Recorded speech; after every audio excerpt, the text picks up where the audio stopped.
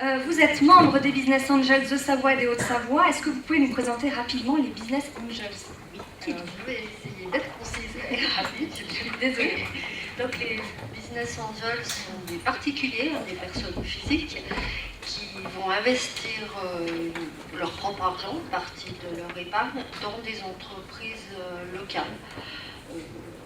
Voilà, mais les Business Angels ne mettent pas seulement de l'argent dans l'entreprise, mais donnent aussi de leur temps et font bénéficier ces entreprises de leurs compétences, leur expérience et de leur réseau relationnel.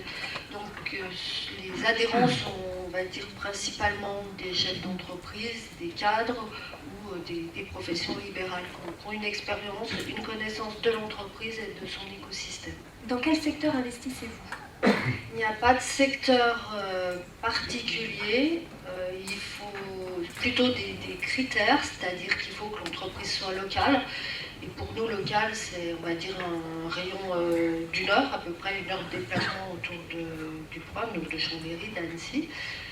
Des entreprises qui sont innovantes et avec un fort potentiel de développement, c'est-à-dire que nous n'investissons pas, par exemple, dans une boutique en centre-ville, ça c'est trouver d'autres canaux pour ça.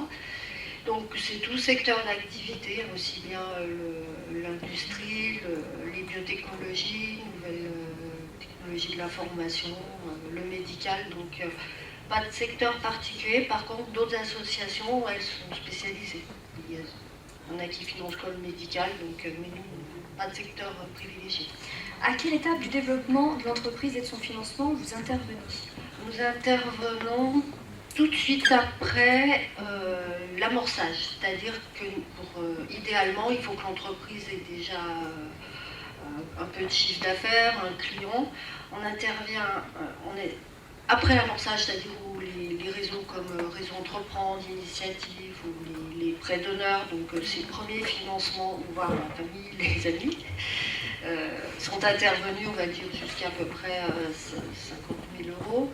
Nous, on intervient après en fonds propres, donc en capital, pour des montants qui sont entre, on va dire, entre 100 et 500 000 euros au niveau des associations.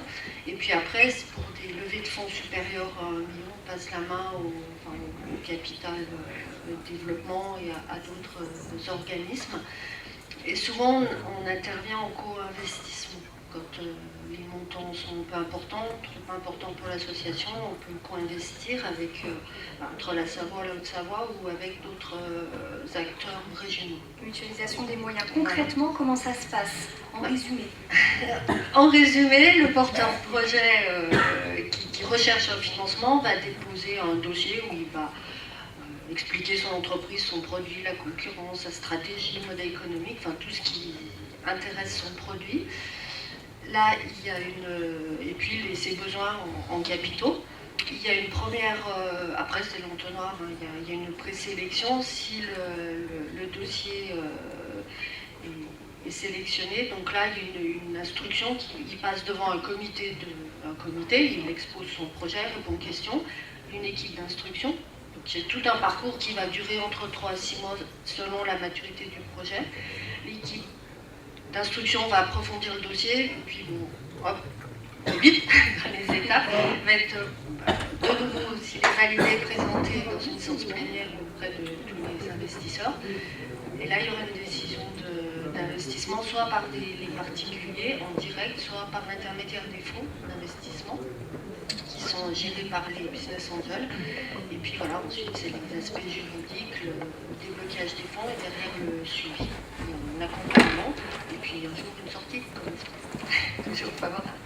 Au final, quel est l'intérêt de l'entreprise et quel est aussi votre intérêt? Parce qu'on ne fait pas ça, c'est pas de la charité, on est bien d'accord. Non, on est bien d'accord. Pour l'entreprise, déjà c'est un moyen efficace de trouver des fonds, des fonds propres, de lever des capitaux, de lever des fonds. C'est bénéficier d'un accompagnement d'entrepreneurs qui ont de l'expérience de l'entreprise et qui amènent leur expertise ou leur réseau.